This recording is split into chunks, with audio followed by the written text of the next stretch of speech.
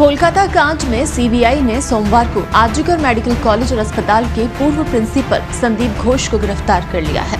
जांच एजेंसियों ने करीब 15 दिन की पूछताछ के बाद संस्थान में भ्रष्टाचार के मामले में उनको पकड़ा है। कोलकाता के सॉल्ट लेक स्थित सीबीआई दफ्तर में संदीप घोष को पूछताछ के लिए बुलाया गया था और इसके बाद उसे सीबीआई के निजाम पैलेस स्थित एंटी करप्शन विंग ले जाया गया, जहां गिरफ्तारी दिखाई गई। उनके साथ विप्लव सिंह, सुमन हाजरा और अफसर अली खान को भी सीबीआई ने गिरफ्तार किया है।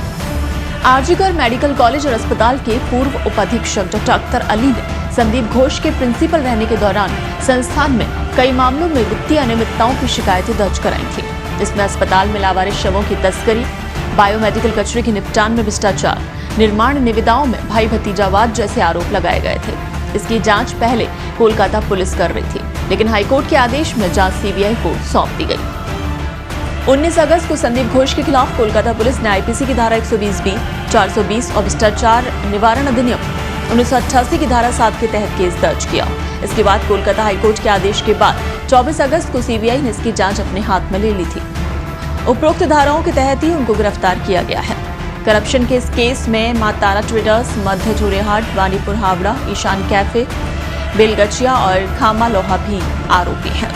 तो आपको बताते हैं कि किस धारा के तहत क्या सजा का प्रावधान है अब जो कि संदीप घोष को मिल सकती है। आईपीसी की धारा 120B, भारतीय दंड संहिता की धारा 120B किसी भी अपराध को अंजाम देने के लिए मिलकर साजिश रचने के लिए लगाई जाती है। इसमें जरूरी नहीं होता कि आरोपी खुद अपराध को अंजाम दे, वैसी साजिश का हिस्सा भी हो सकता है और इसमें उम्र कैद या फिर 2 साल या उससे अधिक समय के लिए कठोर कारावास की सजा का प्रावधान है। दूसरा है आईपीसी की धारा 420, छल, धोखा करने और बेईमानी से संपत्ति अर्जित करने वालों के खिलाफ इस धारा के तहत केस दर्ज किया जाता है। लेकिन अब 1 जुलाई से लागू हुए भारतीय न्याय संहिता यानी बीएनएस के तहत 420 की जगह धारा 318 का इस्तेमाल किया जा रहा है। इसमें सजा है 7 साल से अधिक की और जुर्माना भी।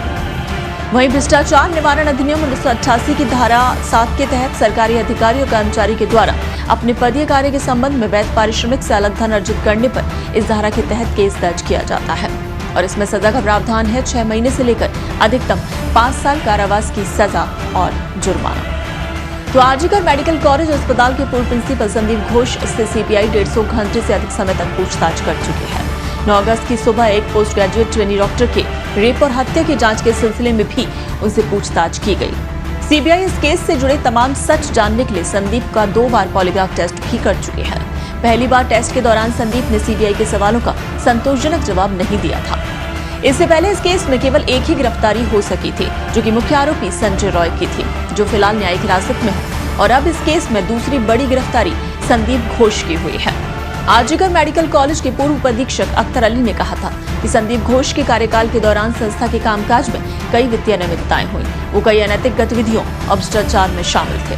छात्रों को जानबूझकर फेल किया जाता था, फिर पास कराने के नाम पर पैसे लिए जाते थे। इसे लेकर उन्होंने विजिलेंस कमेटी के सामने शिकायत भी की थी, जांच का हिस्सा भी बने, लेकिन फाइनल रिपोर्ट से पहले उनका ट्रांसफर कर दिया गया। अख्तर अली ने यह भी दावा किया कि महिला डॉक्टर से हुई दरिंदगी का मुख्य आरोपी संजय रॉय पूर्व प्रिंसिपल संदीप घोष की सुरक्षा में शामिल था, उनके बाउंसर के रूप में काम करता था।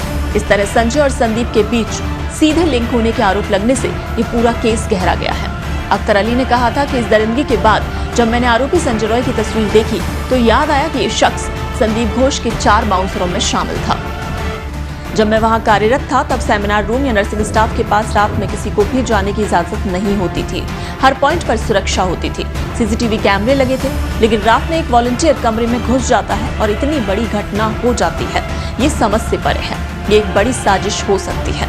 इस जघन्य हत्याकांड के खुलासे के बाद लापरवाही के आरोप भी संदीप पर लगे हैं। उन्होंने लीपापोती की कोशिश की थी। यानी कुल मिलाकर ये कहा जा सकता है कि संजय रॉय मुख्य आरोपी ना होकर मुख्य आरोपी कोई और हो सकता है, यानी संदीप घोष भी हो सकता है, क्योंकि जिस तरह से ये जानकारी सामने आ रही है कि संजय रॉय जो कि संदीप घोष के बाउंसरों में शामिल था।